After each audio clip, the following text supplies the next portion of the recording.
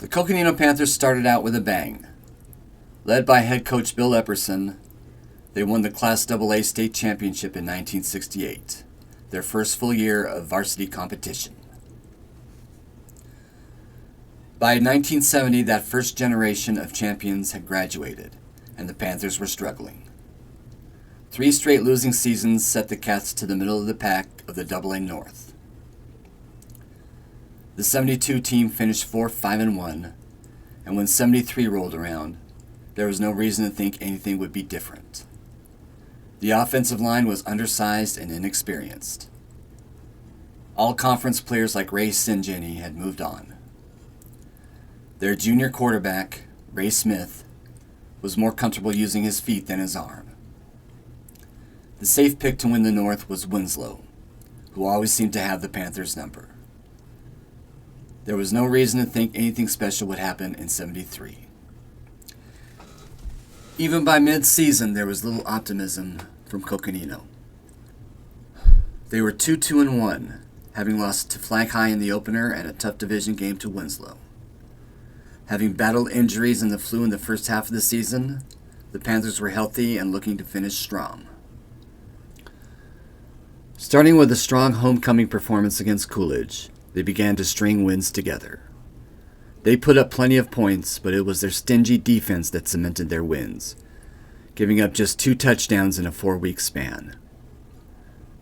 By the season finale, the Panthers were in position to win the AA North. They led Winslow and defending state champion Agua Fria by a game. A win against the Owls would clinch the division and a berth in the state championship game. Rick DeCosmo, Ray Smith, and Mark Lesko all scored touchdowns in the first half to put the Panthers up 21-0 at halftime. Coconino cruised to a 35-14 win. After struggling to start the season, the Panthers were ranked number 1 heading into the title game against Flowing Wells.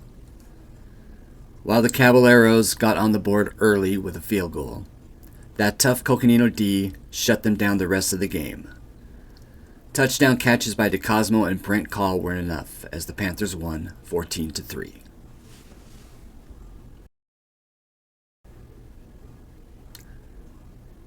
What the Panthers lacked in 73, they had an abundance of in 74. Last year's inexperienced underclassmen were this year's seasoned seniors. Many of the heroes from 73 were back, including DeCosmo, Lesko, Marvin Hatcher, and the Coconino kid, Ray Smith. Expectations were high. There'd be no sneaking up on opponents this year. And they certainly looked like world beaters from the get-go. Big wins over Globe, Borgade, and Mingus made the Panthers the team to beat. But they quickly came back to earth with a tough 7-6 loss to Winslow. They resumed their winning ways the next week against Kingman, and this is where Epperson made a move that turned the Panthers from a great team to legends. Knowing Smith was much more dangerous running the ball than passing it, he chose to bring Marty McKee up from JV to take over quarterbacking duties. With a classic passer behind center to keep defenses honest, Smith was able to run roughshod over the competition. This move paid off immediately as the new offense debuted against Snowflake in Week 6. Smith ran for 188 yards, a school record he would break over and over again as the season rolled on. That division loss to Winslow, however, nagged at the Panthers as the season came to a close.